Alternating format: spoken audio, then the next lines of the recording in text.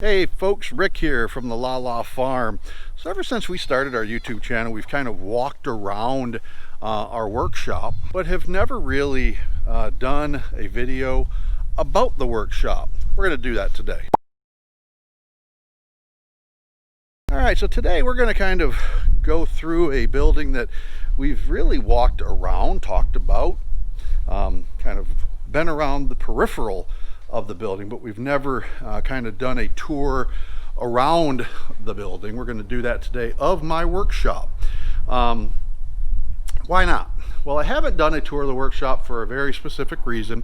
I did not have my security cameras in yet, and I just did not want to show people what was in my barn. Not that there's anything super expensive, but it's what I've collected basically my whole life in terms of my tools and things like that.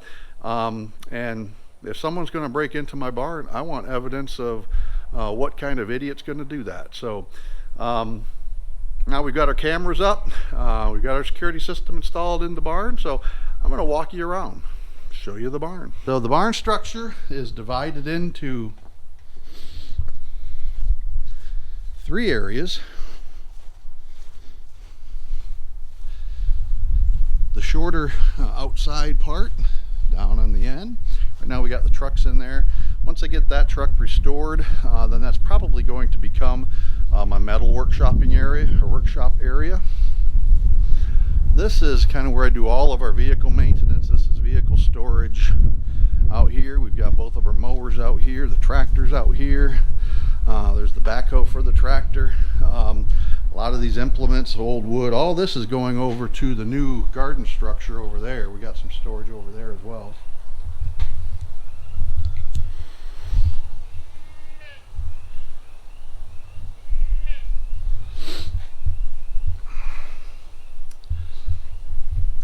And then we got the garbage cans here. This is our chemical storage over in here. So this is where we keep all of our solvents, grease, glue, all of that is in there. We don't want that inside. I want to have airflow. If something were to catch on fire, it's going to be outside. So going into the workshop, we had this metal building built. It was just a hollow metal building, and it's just been a work in progress. I work out of this building pretty much consistently for every project that we do. Everything starts in here. All my tools are in here. This is where I stage parts and all that stuff. And it's become a challenge to kind of keep it organized while still doing all of the other activities that we've got going on around the farm. So we just picked this up yesterday at Rural King. This is our seed for this year. We're going to be putting that down on Rick's property in the back. We're also going to be putting some Bahia seed into all of the goat pastures so that they've got yet another feed source. Let's look around in here. So this is kind of a reflection of kind of my life. So coming in the door, these are just some of the old signs and things that I've collected. So everything in here I've done myself.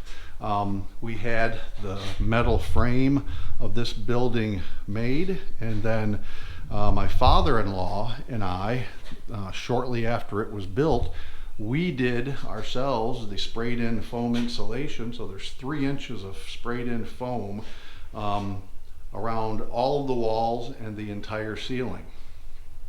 We then took OSB, oriented strand board, and put that over the interior walls all the way around. We already had the electrical coming into here, which is a 200 amp service, and then I did all of the electrical work in here as well. So it's all run inside of electrical conduit. We've got 220 outlet here for my welder, and we've got a service here for my brother-in-law's and sister-in-law's camper. When they come down to Florida to visit, they plug in right here and they basically set up their camper outside of the barn. This is my work area. Don't do a whole lot at it. I do most of my work here at this bench table. This table's probably, I had to guess, 15 years old. I built this. Got some of the larger stationary tools underneath it. Bench vise, it's starting to show its wear and tear, some of the veneers coming off, but this is one sturdy table. Perfect for assembly activities because I can hit on it, pound on it, and it has held up incredibly well. This is the original service. Like I said, this is probably 15 years old, this table is. So a lot of this stuff is going to be going over to the new garden structure. This is all of the bee supplies, deep supers, shallow supers, a couple of, deep hive boxes, shallow hive boxes. We got some frames up here, processing equipment, just general storage. This is the beekeeping supplies. All my wire and all of that stuff is staged here. Conduit. So all of the beekeeping supplies, that's going to be going over to the garden structure soon. Again, I'm in the process of reorganizing this entire structure, so that's really why I'm doing this video, so you'll have kind of a before and after of the workshop. And so all of the tools I've been sorting for better part of 2 weeks because I couldn't do anything else. So I just came out here and worked in my garage because I had just had surgery and the doctor had me limited on how much I was able to lift. So I just came out here and started organizing my garage. So I made a lot of progress. Still got a lot more to go. I'm going to talk about that in a second. So this is an old antique DeWalt. I've had this thing for probably 20 years. I've never used it, but it works like a champ. I've lubricated it, kept it lubricated. I just don't use it, and I don't know that I will be using it. I just have it. So different kits, tool kits and things like that. Various signs that I've collected over the years. This one's kind of cool. It's a Mexican Coca-Cola sign. TNR Vacuum, you see that a lot in here. That's my dad's old company. Prior to him passing, he operated TNR Vacuum for the better part of my entire life, both in New York State and then in Florida. So back in this corner, this is where we've got my wood storage. The wood storage is all going to be redone and probably moved over to this wall eventually. Not sure yet. But again, the whole inside of this is going to be redone over the next several months. And kind of getting the tools and things organized are the first priority. So here's our parts tree that was covered in another video. And this is on wheels, so I can move it wherever I want to. I built this parts tree probably 10 years ago, and it's worked really, really well. True to most everything that I build, it is really overbuilt, but I knew there was going to be a lot of weight on this thing, and there is. This is heavy to move because of all the hardware that sits on it. So this is just various storage things, motorcycle parts and various stuff. This is all part of my organizing for the last couple of weeks. Put all of my parts that I don't use often are all in these DeWalt organizers. It's worked out really well. So things like dowel plugs and biscuit wafers and all kinds of electrical terminators and wire lugs, things like that. Things that I don't use every day, but I've got a lot of that. I just want to be able to find them when I need them instead of going out and buying more. So this container's nothing but lag bolts of all shapes and sizes. Most of the hardware I've bought over the years, but I also from time to time will go to estate sales, and if I find hardware, I buy it. I don't think I've thrown away a screw or a nail or a washer or a nut in probably 35 years. I just save all of it. These are nothing but anchors.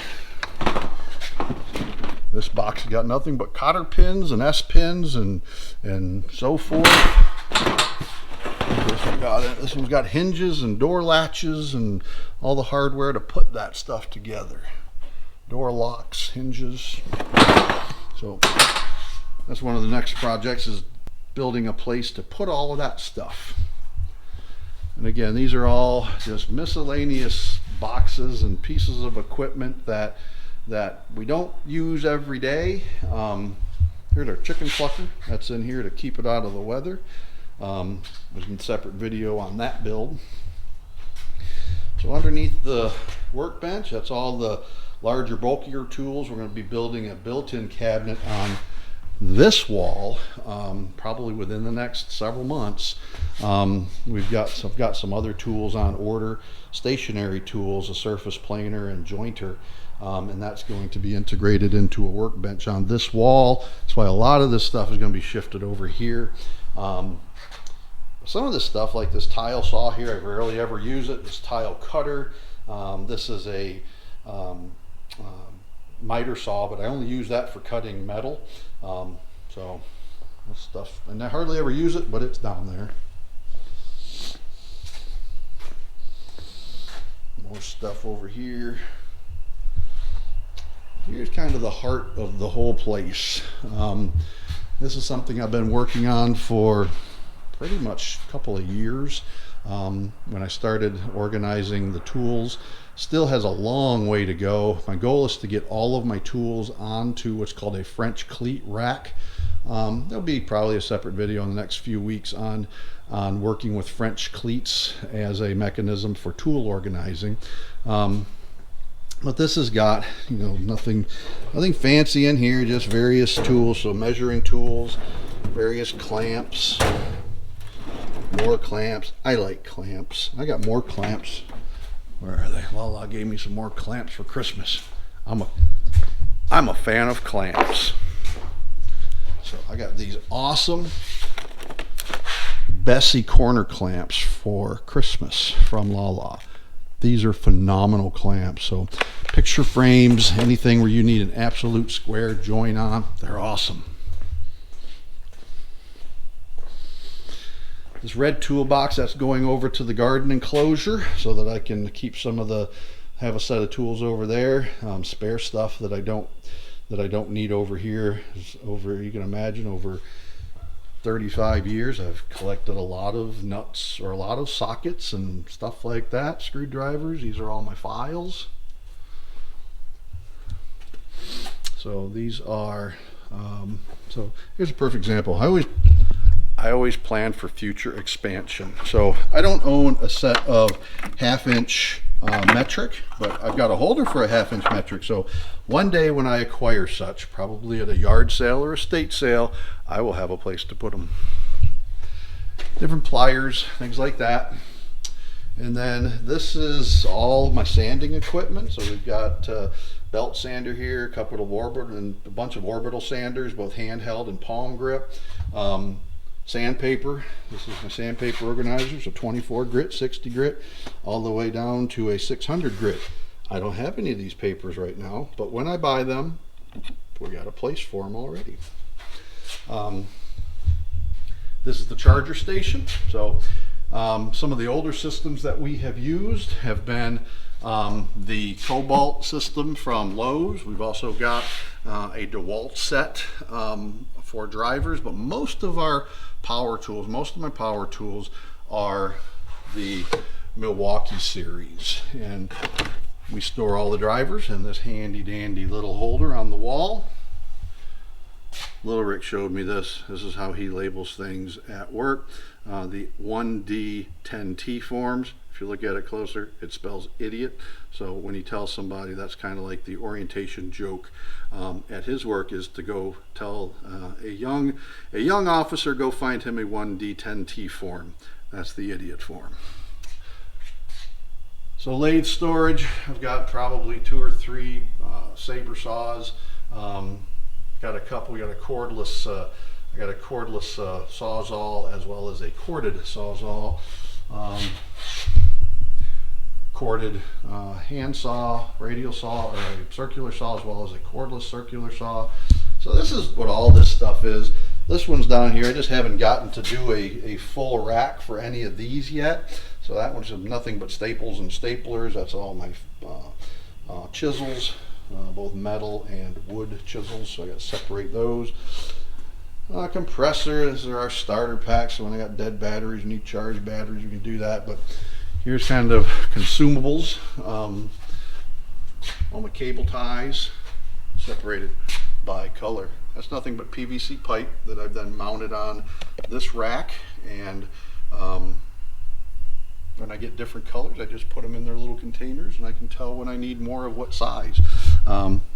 There's my backup. I got a great deal, I think, for $1 or something on this at Harbor Freight. Couldn't beat it. These are my really long cable ties, so they just kind of sit in there.